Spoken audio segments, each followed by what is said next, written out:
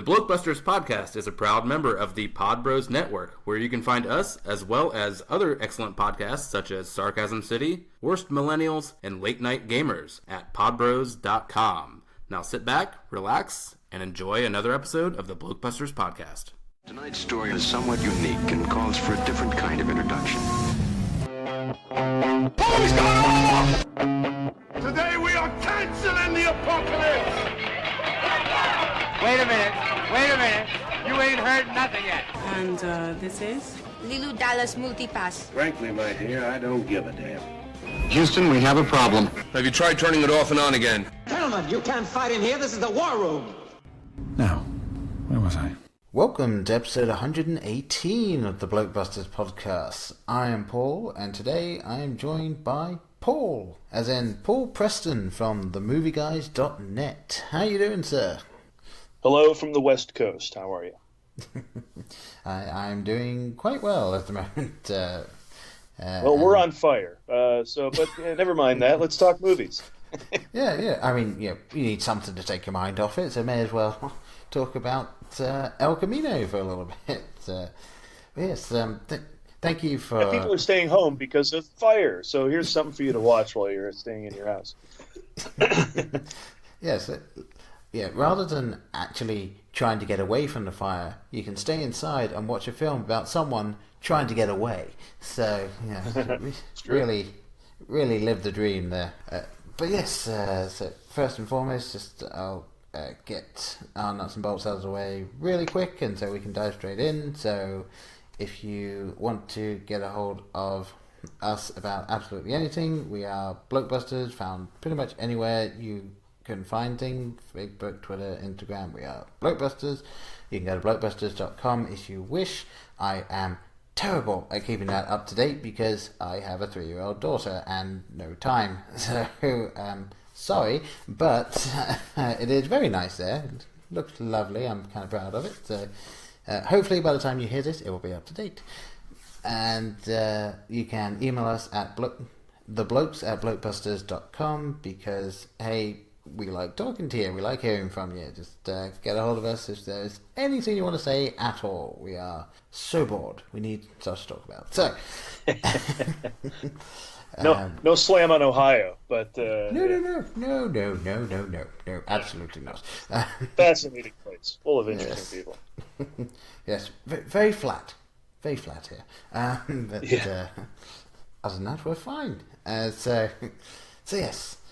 As I said, we will be talking about El Camino, and this is the point where I would normally go into the nuts and bolts of the film. The problem with that is, obviously, it is a Netflix film, so I can tell you that it was directed by Vince Gilligan. That's about it, because the budget, we only know that the budget is more than $6 million because there was an article that was written for The Hollywood Reporter that stated that it was more than the budget for the highest budgeted episode of Breaking Bad, which was $6 million. So that's all we had to go on, because Netflix is very, very secretive about these sorts of things. And obviously there is next to no box office because it was only a limited theatrical release. So there we go. And they could take a more... We should actually be thankful for the way they're operating, because they could take a more Donald Trump approach to this and just say, all our movies make $400 million a piece. They could just lie, insanely to us about all this, the nuts and bolts you're talking about. But they don't. I think the only time they ever coughed up numbers was for Bird Box, right? When they said that made like $33 million. I think it's been... its first weekend viewer-wise. Yeah, there have been a few that they've mentioned, especially the Adam Sandler films that are on Netflix. Because, they made a 4-movie deal with him, and then they made them, and then they decided to release them, and now they're going to make more. Yay. But I read an article somewhere that said that he's continuing the DGAF phase of his career. And it's and they said, and why not? And I guess it makes sense, right? If you could make a big comedy that everybody ridicules and might bomb, but why not do that, tucked away in the safety of Netflix, where it won't be such a national story if it's going to be crap, and if it's great, then it rises to the surface where no one thought anything of it in the first place, Yeah. So I suppose it's probably a good idea for him. Yeah, I mean, if he genuinely cared about what the audience thought of him, he would exclusively star in films that he did not write or direct. Because every time he is not the writer and or director of it, he is fantastic. And every time he has written it, it is awful. So...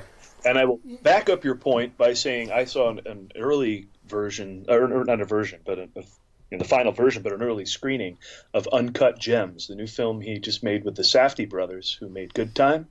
Yes. And it is outstanding. So it's really good. And he is really good in it. It is a hard drama, just a foul-mouthed, a seedy underbelly New York story about a sort of huckster jeweler kind of guy who is also a gambler, and just everything takes a downward spiral over the course of a couple of weeks in this movie. I think it's a couple of weeks. Might even be faster than that where it happens.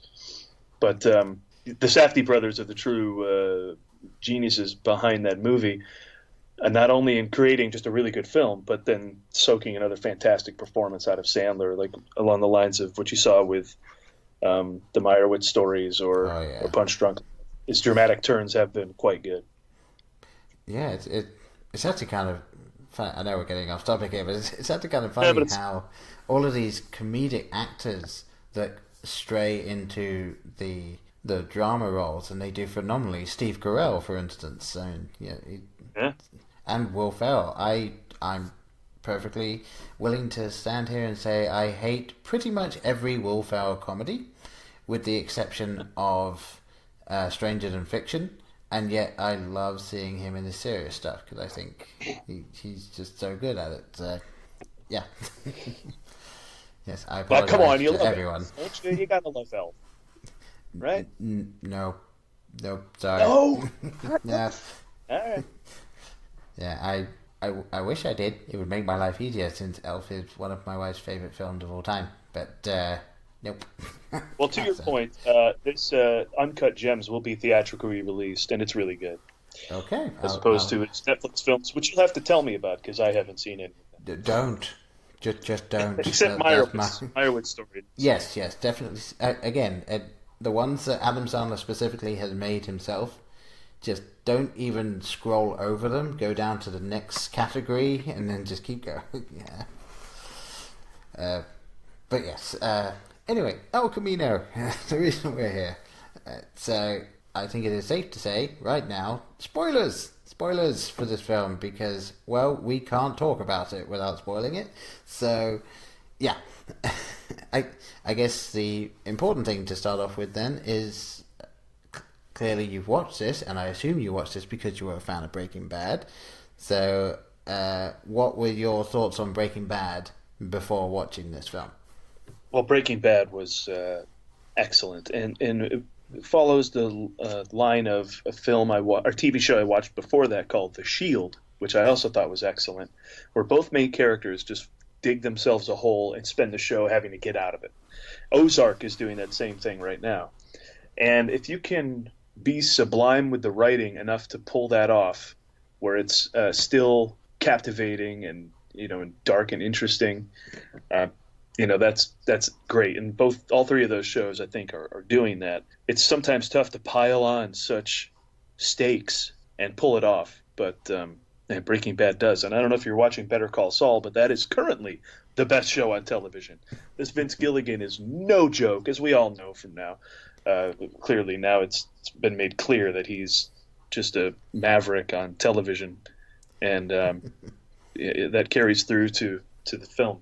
I think to El Camino. It's just Breaking Bad was just watch a highlight reel of Breaking Bad and you'll be like, oh my god, I have to watch every one of these seasons again right away.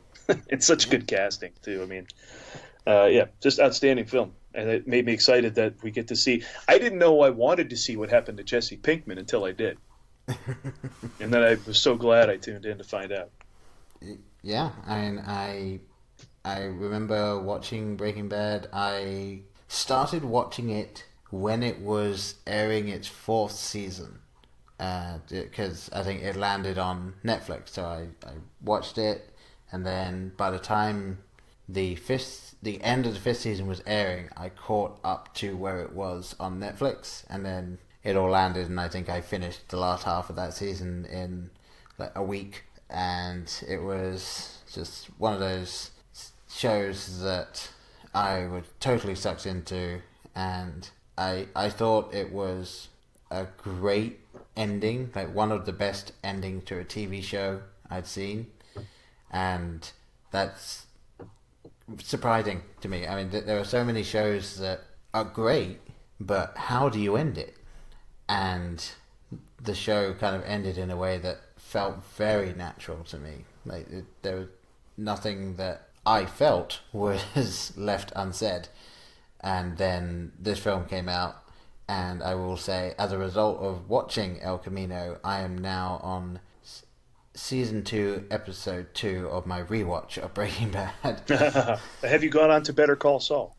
I have seen the first season of Better Call Saul. It's one of those things where I watched the first season. The second season landed on Netflix, but I was in the middle of watching something else, and I just haven't jumped back into it because we have certain things that we watch together, and we were watching Better Call Saul together, myself and my wife, and we reached a point where we can't watch it when our daughter's around, and when our daughter's asleep, my wife is about to fall asleep, so we have very little time to actually watch the things that we're watching together. So that one kind of fell to the wayside, but what I think is going to happen is one of these days we're just going to spend a weekend or several and just kind of binge it all, because I remember that first season being not necessarily as good as Breaking Bad, but like 95% of as good as Breaking Bad, which is still way better than anything else that's out right now. Yeah, I suggest a return. And you'll see more. Of course, you got Saul and Mike, and in the first season you saw Tuco as well. I mean, other characters show up too, which are, to find out their origins and how they come into the whole storyline. Right. But it's whereas Breaking Bad was a fantastic crime story, Saul's a fantastic drama. It's got its crazy moments. Like the Saltamanco brothers are just insane, and there's plenty of crazy stuff going on, and the stakes are high again as ever. But that Vince Gilligan, he's just again, I use the word sublime, and I fall back on it. He's quite something. Yeah, yes, he is. He is that. I mean, who knew? Because he used to do X-Files episodes back. I remember his name being on that show years ago, and who knew he had all this in him? And I'm glad he got to stretch out and do his own thing. Yeah, and it's one of those things where Breaking Bad came out, and at the time everyone just like, created by who? Who made it? Oh, okay, sure. And now I think Gilligan could probably walk into any studio and say, I want to, and they say, here's the money. It doesn't matter, go for it. For all our sakes, I should hope so. But he's also wisely not oversaturated. He doesn't produce a lot of stuff he doesn't control. Yeah. And he just even Better Call Saul, I got to interview Giancarlo Esposito earlier this year, and we were talking about another short film that he had made, or not a short film, but an indie film he had made, and got talking about Better Call Saul, and he said, we're excited to come back in 2020. And I'm like, 2020? And I get all upset until I realized El Camino came out. And I'm like, well, that's what they're doing. That's what's splitting Vince's time, and I'll take this movie, if it means, if I got to wait till 2020 for Better Call Saul's return, I'll take El Camino in the meantime. Oh, yeah, and spoiler, Gus shows up in Better Call Saul, so you want to keep watching. Oh, there you go. Yeah, I remember reading, I believe it was an interview with Aaron Paul when they were basically announcing this film, and he was saying that by the time anyone had even considered the possibility that there was going to be a film, they had finished filming it. So it was like, and I think it was the the name of the actor escaped me, but Saul from Better Call Saul and Breaking Bad. Thank you. Yes, Odenkirk. He was interviewed. I think he was interviewed in March, basically saying I've heard rumors of there being a film, but I don't know anything. It's not like anyone's come to me about it. And he was saying that at the time that they were finishing the filming of it. So it was like, I think Gilligan had gone to him and said, "Say this, just throw this out there," because it seemed to me like that's something that he would have done. Just being like, I'm just going to kind of raise the middle finger to everyone here, just be like, haha, we've already done it. As long as we get it, whatever means he takes to get it done. Yeah. No, I'll take it. I'll watch another 10 years of Better Call Saul, although I have a feeling we probably only have 1 or 2 left. Right. Yeah, but before you find out how he ended up in that, is it a donut shop? What is it that he's at in the flash forward? Yeah. Yeah, that's where he is after Breaking Bad. Spoiler. But yes. At this point, I'm going to assume that anyone that is still listening is is familiar with Breaking Bad. So yeah. I guess we'll start very quickly then with overall thoughts on El Camino. Like, what was your biggest takeaway from the film?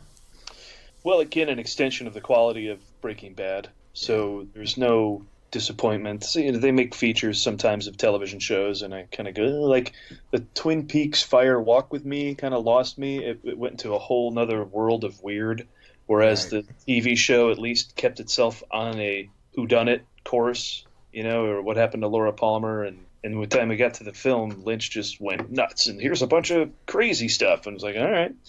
And I just didn't like that as much, But this takes the quality right into the next phase.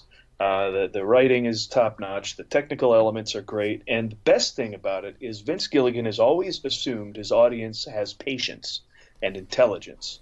And he makes those same demands in this film that he did from the television show. And that pays dividends if you are a fan. If you decide to give the show your patience and intelligence, you're duly rewarded with El Camino, as you were for all the seasons of Breaking Bad. And that's to me the best part of it is just no letdown, zero. It was like this is perfect. It's like, and like I said, I ended that show and I went, well, it's over. But I kind of just never said, well, now what happens to Jesse Pinkman? And then when you revisit what happened to him in that final season, you forget how high the stakes were as in terms of his mental breakdown and mental capacity after being essentially tortured. Yeah. And lastly, Aaron Paul showing the chops to be up to the challenge for anything. Because when you see him being a high school, dummy, running around doing his catchphrases, like, yeah, bitch, and all that. He really gets to play a whole different side of someone who's really been through a lot. Yeah. And you can see it weighing on him, yet he still has to have the intelligence and smarts to get around all those who are continuing to hunt him down. Yeah. So this entertained top to bottom. I just sat on my couch going, more of this, please. And now we got to wait till 2020 for Better Call Saul, but I know it'll be worth the wait when we do. Yeah, as I was saying, when I watched the show and I saw the ending of the show, and I thought, like, this is like a great ending. It kind of wraps everything up that I felt needed to be wrapped up. And then it was like, oh yeah, this film's coming out in a month, and it's about Jesse Pinkman getting away. And it's like, oh yeah, I guess... Yeah, I guess technically we didn't see that. It felt like it ended on a Jesse's getting away note. But yeah, knowing Breaking Bad and actually thinking about it for any length of time, it's like, not necessarily. So yeah, he's not just gonna walk into the sunset. There's still guys out there who aren't done with him. Yeah. So yeah, and it was something that when I heard about it, I was like, okay, so we're gonna sort of be seeing what happens next, and then they were saying, oh, Mike's gonna be in it. Oh, this person's gonna be in it. This person's gonna be in it. It's like, how? what are we doing? And then, of course, in the traditional Breaking Bad style, it is not a fully linear film. It is, obviously you get the plot going through, but then you get a fair number of flashbacks to the various things that are pertinent to the current situation, including, I thought, adding so much more to a character that was bad and evil, but like really fleshing him out. And Todd? Yes, Todd. Yeah. Yeah. And there was something, like, obviously, it's kind of jumping into it if you haven't seen it, but if you haven't seen it, why have you made it this far?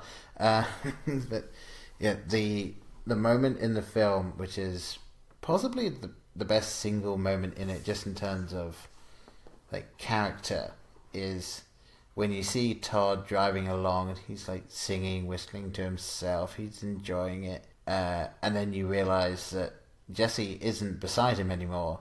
He's in the back, wrapped up next to a corpse. Like, and yet this guy is he's having a grand old time. He's just driving along, everything's fine. It's like, this guy's a complete psychopath. Todd was a sicko. Yeah, no question. And they, I don't think they knew what a good actor they had. Well, I'm sure they probably thought Jesse Plemons was great, but I think since Breaking Bad, we've seen how many great roles he's taken on. So getting him to go back and play in that world is great, because he's totally up to the task of whatever they wanted to do with his character. I'm a big fan of his. Yeah.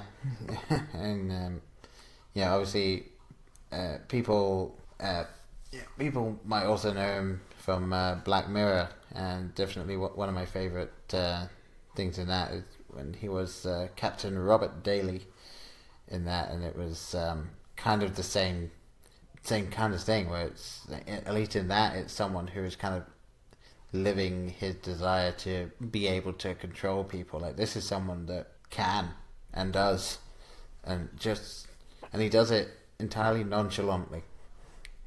And the fact that he was able to get that across was beautiful, icing on the cake.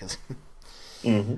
But yeah, and I felt there were so many, as you said, there were so many things that rewarded people that knew the show well enough and things like that. So obviously there's a news report where you hear that, and again, spoiler, Walt is definitely dead. Like, he was found dead at the scene, but you also hear that there is a woman who is critically poisoned and in hospital, and I don't remember if they say that they don't know if they're going to make it or not in the thing, but yeah, like that one of Walt's last acts was to poison Lydia with ricin.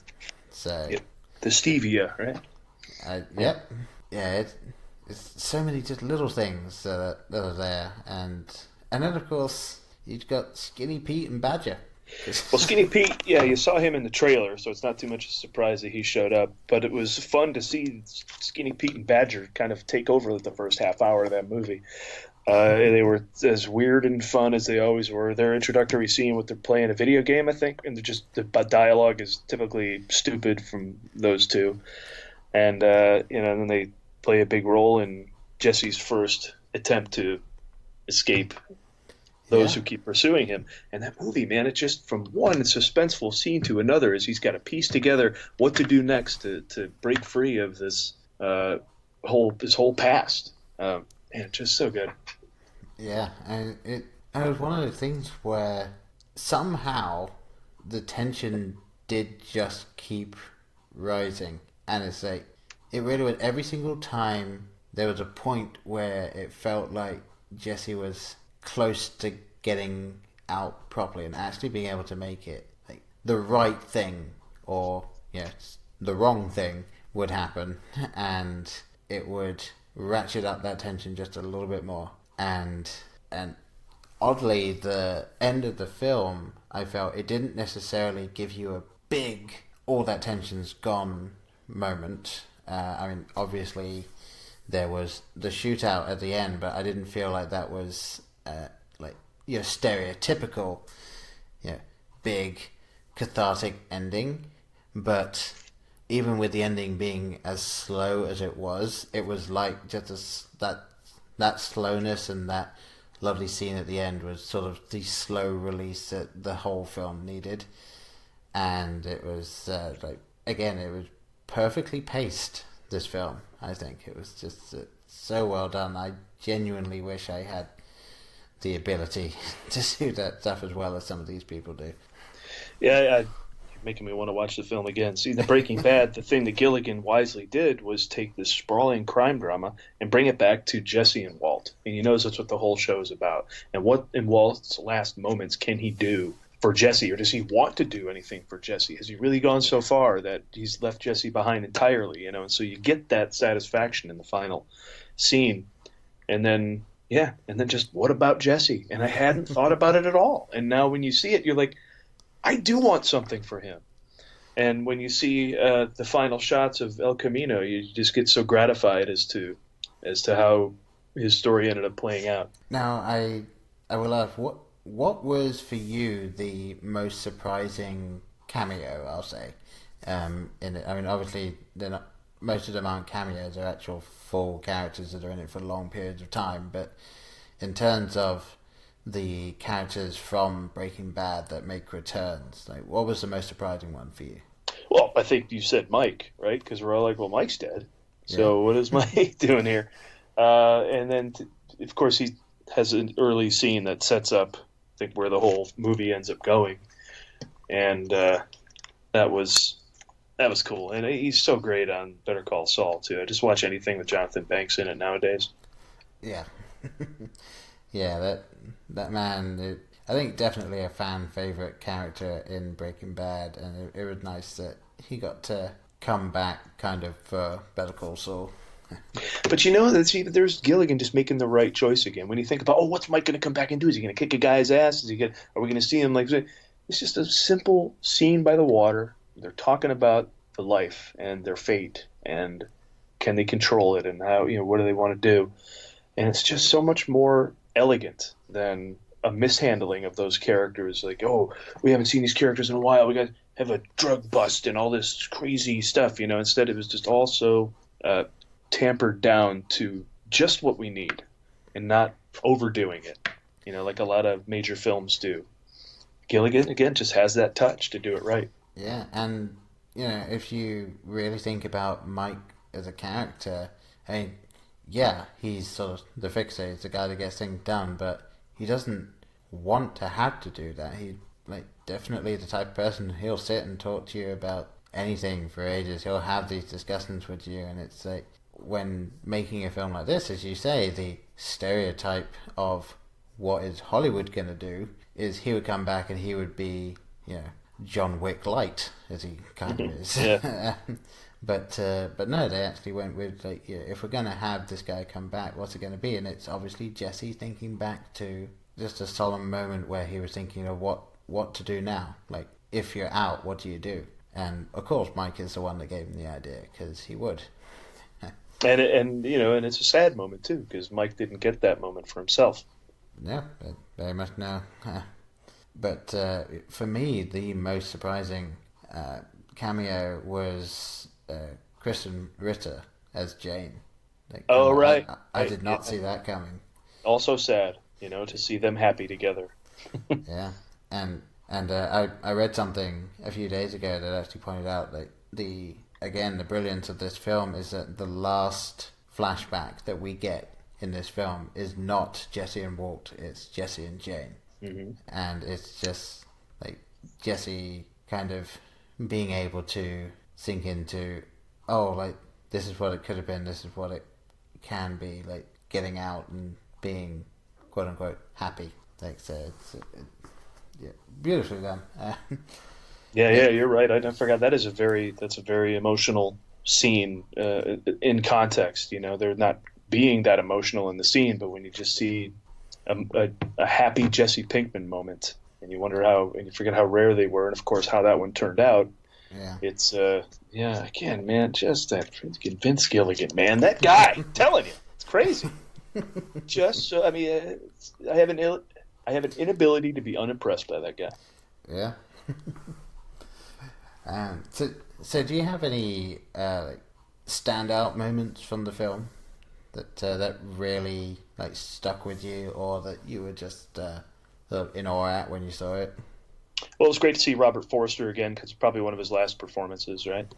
Yeah, but to me, it's the two suspenseful moments, because it just the heels get dug in so intensely between the scene where he was retrieving the money from Todd's apartment and the cops show up, the cops, quote unquote, and then of course when he goes to the welding company to get the money to pay Robert Forster. I mean, and that becomes a whole nothing's easy. I loved. I noticed you did. I got to go listen to your review of Endgame here that you pinned to the top of your Twitter page, because what I love about Endgame is at the end of Infinity War, they look at the mess of half the Avengers and half the world and half the universe gone. And so a lot of people probably said to themselves, well, they get the Time Stone and they make it all right? So they've got to go to Thanos, get the Time Stone, and fix everything. But what the writers brilliantly did was at the beginning of Endgame, they made it completely hard for themselves by having Thanos destroy all the stones. So that it's suddenly it's not an easy course. And that's what El Camino does. It's like, well, Jesse, he's running away. What does he do? Does he get so far out of town that there's little challenges that he has to meet that then become complicated. He's just got to get the money. Piece of cake, right? No, because there's that crazy pesky guy watering the plants down the hall, and then they get the cops show up, but are they really cops? And then there's a whole thing with that, and then you can't find the money, and then it's like, he takes the little minuscule hurdle that Jesse's got to jump and expands it into something really exciting. And the same with the welding thing. I mean, Jesse walks in there, calm demeanor, and you're like, what is his plan here? And of course, then it gets more and more complicated by a bunch of freaking high and drunk, chowderheads. And those two scenes I thought were vintage, taking a scene that could be easy, complicating it, and writing your way out of it with the most deft style you could imagine.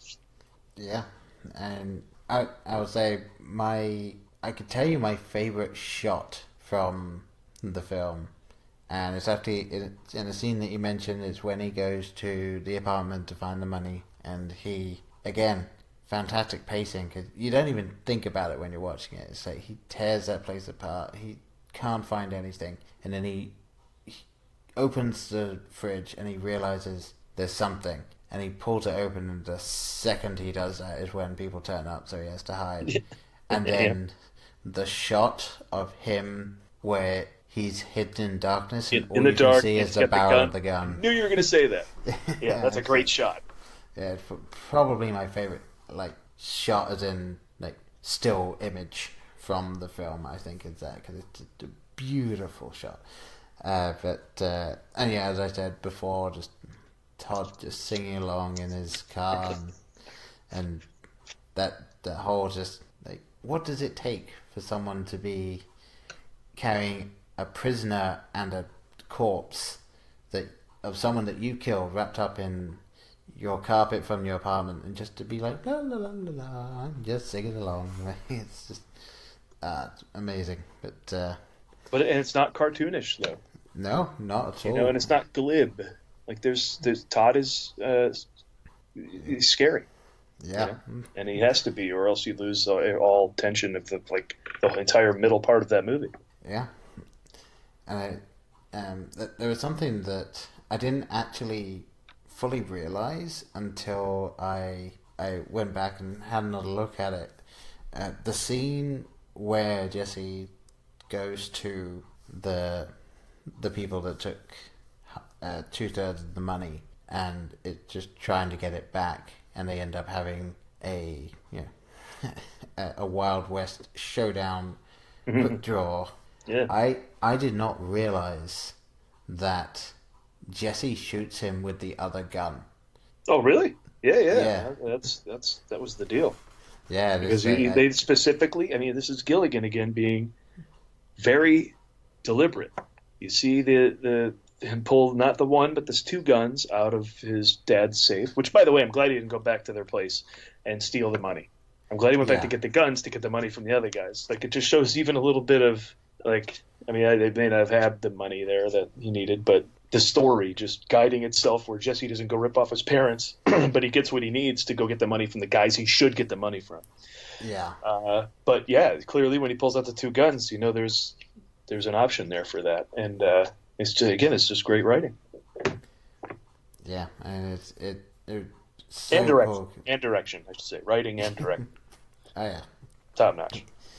Yeah, and that was something that I was wondering when he went in and went to the safe, and it's like what is he after? Because we know he needs the money, and we know that it's just such a small amount, and we know that especially having rewatched season 1 now, I know that his family has some money lying around, and they were willing to use it to help him out. But it was is he gonna take from it? And then he just pulls out the gun, closes the safe again. It's like, wow, yeah, he has, he's grown enough now that he's specifically tricking his parents to get them out of the way, so that they're not implicated in the slightest in all of this. It's something where he's able to get them out of the way. He doesn't take from them really. He takes the gun, but it's not something that he doesn't trash the house or anything like that. It's so... The writing isn't careless, and the characters aren't careless. There's a specificity in the actions of everybody in the Breaking Bad universe that reaps huge rewards. It was just, it's odd given what the film's about, but it was just so nice to sit down and just be kind of washed over by that universe again, and the style, the look of it. They perfectly captured the feel of the TV show. Obviously, in full high def. For everything, it's I will say, watching the TV show again through Netflix, there are some scenes where it's okay, that's clearly proper in studio, and then that was an outside shot on the maybe the second unit cameras or something, where it's got that greenness to it. But yeah, there's a very, very definite aesthetic and feel to the show, and El Camino definitely recaptures that and just sends you on quite a roller coaster of a ride. And yeah, I actually kind of enjoyed as well that Vince Gilligan had, for the longest time, completely ignored or redirected any time anyone had ever asked him what Walt's ultimate fate was, until shortly before this film came out, when he had an interview with someone and they asked him again, and they said, is Walt dead? Did he die? And his response was, you know what, I'll give this to you. He looks pretty dead to me.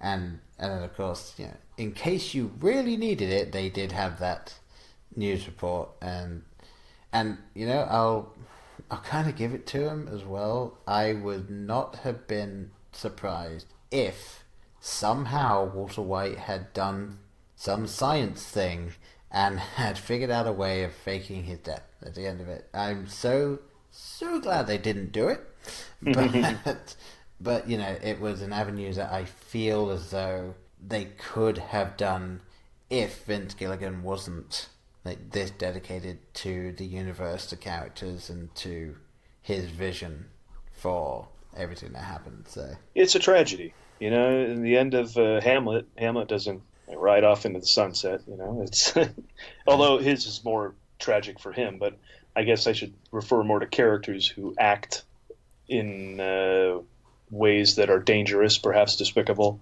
It is often a tragic ending, and he didn't shy away from that wisely.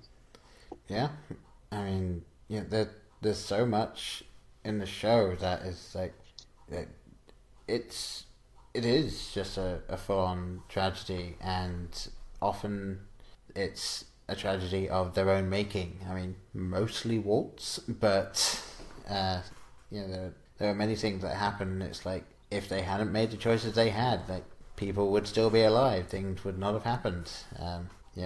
Two planes would not have collided in the air if Walt had not come to Jesse in episode 1 and said, "Do you want to cook?" So, yeah, it's amazing, the whole world, and as we've been saying, I'm so glad that we got just another dipping the toe back in just for this, and just getting a story that you didn't realize you wanted, and was just so.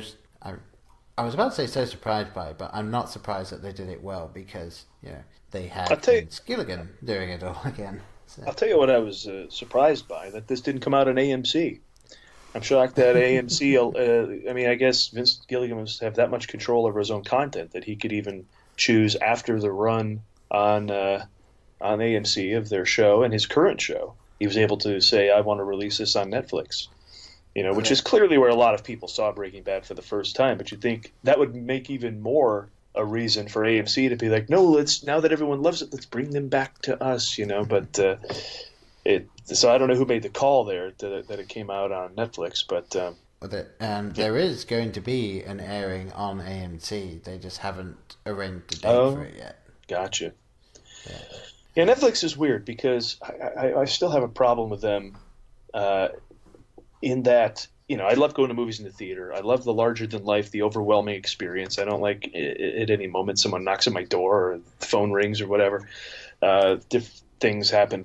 Car pulls up in my driveway and shines its lights. And there's 100 things that could happen to distract me watching the movie, whereas the movie needs my and everyone's full attention, if it's a good movie, to work its magic, audibly and visually. But and so watching movies at home is tough for me. But Netflix is greenlighting a lot of things that the major cinemas, the major studios aren't. That's what's always been weird to me. It's like people will watch House of Cards at home, but if you put House of Cards in the movie theater, no one's going to that. It's going to be like an awards movie that maybe makes $8 million, in some story of political intrigue. That's like the cinema's solely Avengers and Star Wars now, and something that people think will be the next one of those. And Netflix, and the other problem I have is they don't hype their movies enough. Like this one got some hype, a little bit. The Irishman just had a premiere, which I was excited about, because most of the time you're just kind of flipping through TV and there's the movie. What is this? And the little thumbnail is like a title and a face. And I'm like, well, how am I supposed to even know what the hell that is? Why would I, whereas, like, I think everybody knows that Frozen 2 is coming out. There's billboards everywhere. There's the stars are going out, and there's hype. There's a premiere. There's a, Netflix doesn't give me that, and so I tend to have trouble getting excited about their movies unless I'm already in on something like Breaking Bad. So that movie, El Camino, lucked out in that I'm all in on Breaking Bad, so I'm all in on this movie. But I feel there might be something out there on Netflix that who the hell knows what it is? Not me. They're not telling me. So it's weird. I'm going to watch the hell out of The Irishman, and I've already seen Dolomite is my name. But they're putting out great stuff again that other people wouldn't greenlight. And so thank God for them for that. But I wish there was more movie studio, old school, 1980s, hype. Well, I feel like, based on some of the things that have been going on and the fact that Netflix is, trying to produce all of its own content, I feel like it would be a natural progression for Netflix to become its own film production company, and so would actually start making things that would actually release in cinemas for a wider release, maybe not a full release, but well, now this Marriage Story and The Irishman and The Laundromat are all getting like a month in theaters before they even come on to Netflix, I think, or at least a couple of weeks, which surprised me. I was shocked to see that they were doing that, because I think they just want an Oscar. They want to get an Oscar and like rub it in Hollywood's face.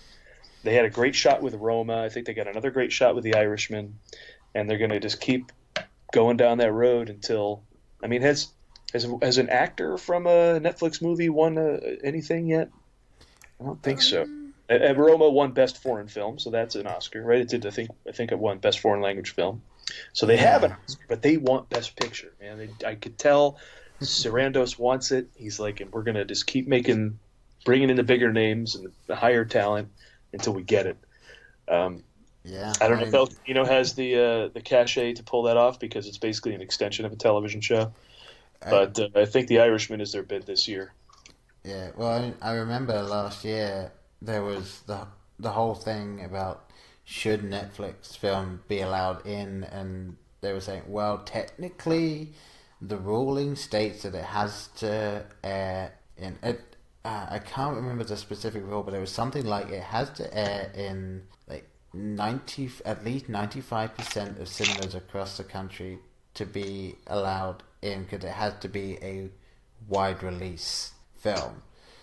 So technically El Camino could not be put forward for it because it was just a limited release. I'm gonna push back on that a little. I don't know the exact thing, but I don't think it needs to play that wide a release. I think you can just do New York and LA, but it's got to be for like a week. I think that's it. Was it the time? Okay, well, I mean, I could be wrong. Again, I was just trying to remember something that I read almost a year ago at this point. So yeah, I am probably wrong, and you would. I think you would be slightly more likely to get that right than well, here myself. We go. This is from the internet. If you believe the internet. Oh, yes, because everything is right on the internet. Got to be feature length. Minimum time 40 minutes. It's got to run in LA for a week. It's got to land in the year before the Oscar ceremony. That makes sense. Yeah. And it must not broadcast in non-theatrical format before releasing in Los Angeles. Okay. So that sort of that's why I guess they're putting them out for 2-3 weeks before they hit Netflix. Yeah, there you go. It may release in other theaters before releasing in LA, but not at home viewing, I guess. There's additional flexibility for foreign films. Festival releases are okay. You can play festivals, but then when you have your official opening, that's why, like, you and I can make a movie and we could be qualifying for an Oscar. So don't always believe everybody who tells you, got to see this movie, it's Oscar qualifying. Well, it just means they rented a theater for a week and they played it here in LA. Doesn't necessarily mean it's of any standard of quality. Yeah. There are technical requirements as well. They have specifics for who's credited as producer, right. And that's it. So, but so I think just play for a week in LA. You're good. Okay, all right. So I think I would probably merge in together two different articles that I was reading for that one and say, that would definitely make what Netflix was doing with some of those make a lot more sense now. Then says why would you bring it up to? Aha, there we go. They are going for that Oscar with. I think so, man. I think they want it, especially now that Weinstein's out of the way. It's like they've got a gap they can fill with their stuff. They got a real shot now. So, well, these streaming services have taken over the Emmys pretty much. Yeah, well, and as we all know now, the Marvel films are not real films according to some filmmakers. So come on now. Listen, I love Martin Scorsese. He's a genius, but dude, you can't call a movie anti-cinematic while you're putting out your film on Netflix. It's dumb. Yeah. I mean, you just contradicted yourself, by putting a movie out on TV. Well, that's not cinematic. At least Avengers opened 4,000 cinemas, across the country. Yeah, and of course, you go for days on the merits of the Marvel Cinematic Universe and how much drama there actually is in it, and smart choices and filmmaking expertise and everything as well.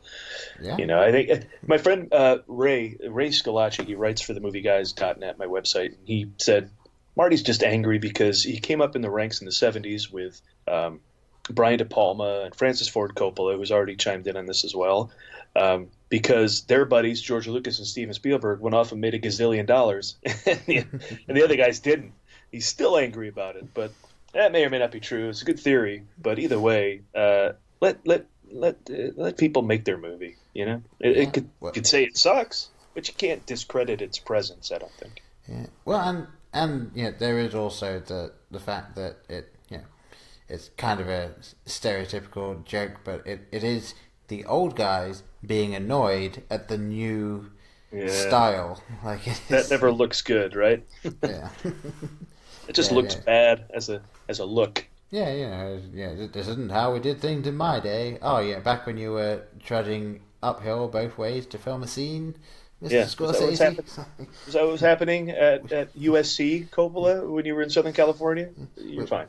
Yeah, was it snowing for 8 months out of the year as well, and you had to forge through? Like, it just, it kind of sad, but I guess I'm not totally surprised that at least one big director came out and said something against it just because of how big it was. But yeah, whatever. And the worst part is, I hear The Irishman is a flat-out masterpiece, and I hope we can get on to talking about that as opposed to all this other nonsense. As soon as more eyeballs get on it. Well, I'll tell you what, once it's, I'm probably not going to get the chance to see it in cinema myself, but once it gets on Netflix, I'll happily have you come back and we can talk about it. Yeah. Out here in LA, I do hope to see it on the big screen. I had a shot last Friday, and I couldn't make it, although it's having a limited run, I think, for one more week or so. Well, good luck there, then. Yeah, I would like to. They show the El Camino out here at the theater in Los Feliz. I can't. Why am I not remembering what the name of the cinema is? Anyway, they showed it out here. I would love to have seen it there, but I just never got the shot. So checked it out. That would have been nice to see this up on the big screen, I think. Yeah, because he spares no expense for the quality, or at least I don't know if it's expensive, but he spares no creative expense at making you look good.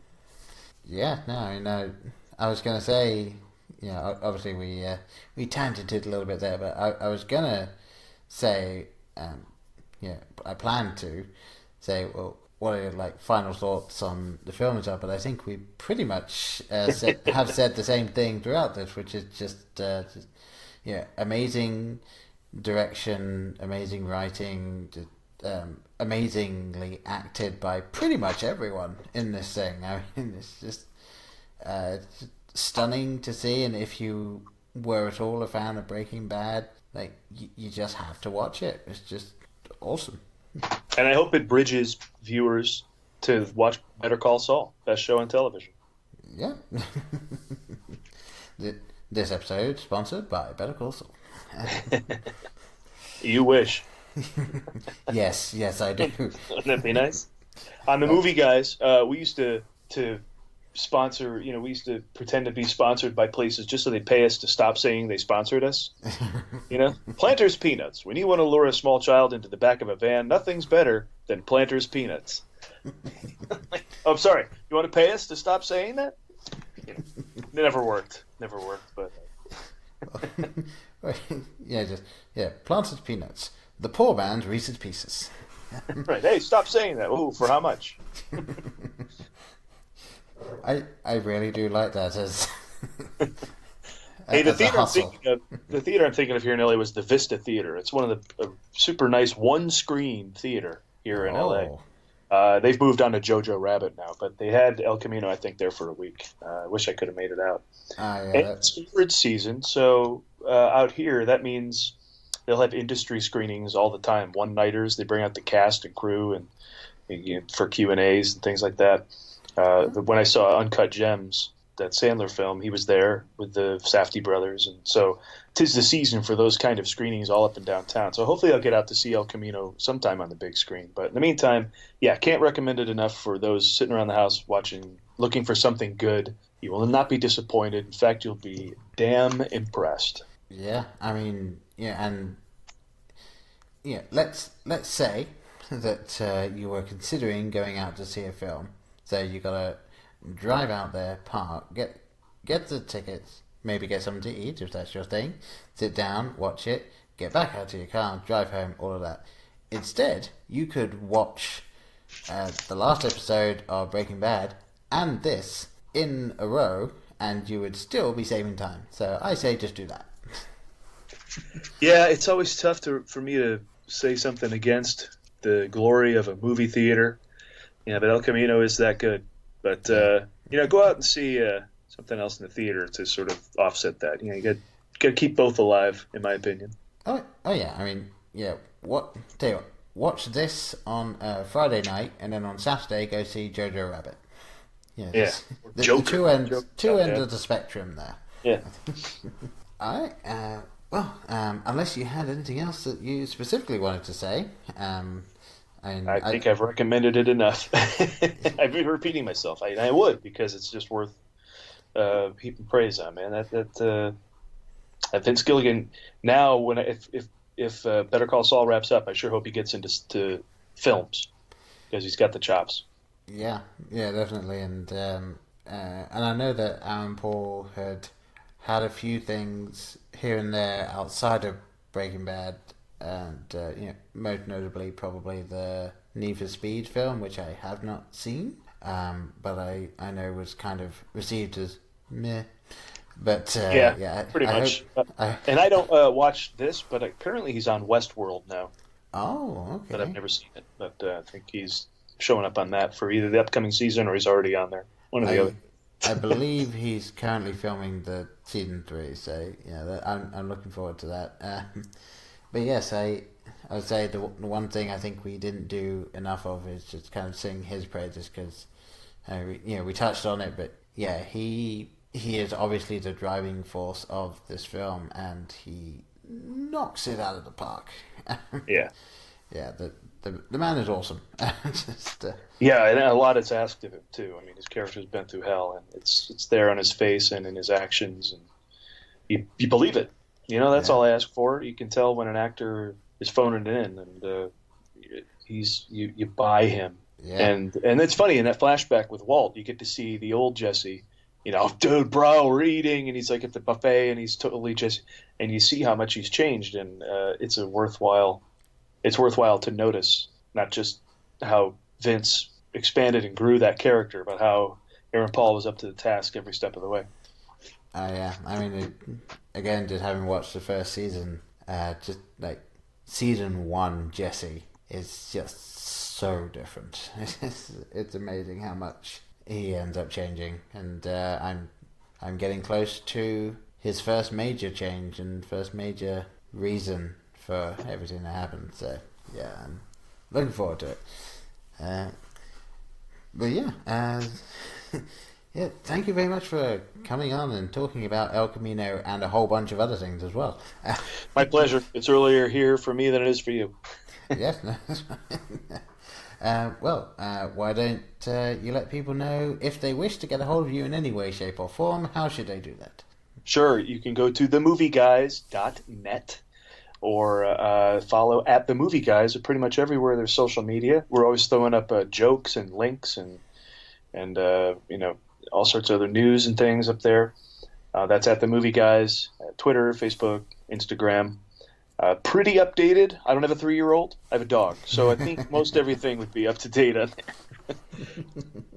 there. Well, good. Yes, yes. I'm assuming that it is not just your hobby. You're a little bit more invested in being able to take your time on it. I was telling you before the show that I'm also co-producing a podcast called D23 Inside Disney. If you know, D23 is the fan club for Walt Disney Company, and D23 Inside Disney is the fan club's podcast to let everybody know what's going on each week in this massive and sprawling company that will expand even more with Disney Plus just around the corner. Yeah. So there's the new show every week, and then interviews with people from all parts of the company. We've talked to, an attractions lead at Galaxy's Edge, right on through Ali Maki, who voiced Giggle McDimples in Toy Story 4. So there's a lot going on in the company, and we keep you up to date with a 25-minute show every week. I co-produce that. There's 3 good hosts, and so yeah, I'm always podcasting. If not at The Movie Guys or here with you, I'm doing that. So I love it. It's fun, and not going to stop. Yeah. Why would anyone ever stop? Right? Not if you love it. All right. Well, yeah. As I said, thank you very much for coming on once again, and hopefully we'll have you back to talk about The Irishman, if not anything else that you want to talk about. So right, you keep putting out those feelers, and if I see something that interests me, I'll bite. Thanks, man. Sure, no problem. All right, and as I said at the beginning, for those of you that wish to get a hold of us, Twitter, Facebook, Instagram, you know where to find us. Thank you very much for listening, and we'll see you next time. Bye. In case I don't see you, good afternoon, good evening, and good night. Hang on a minute, lads. I've got a great idea. Louis, I think this is the beginning of a beautiful friendship. You're still here? It's over. Go home. Go.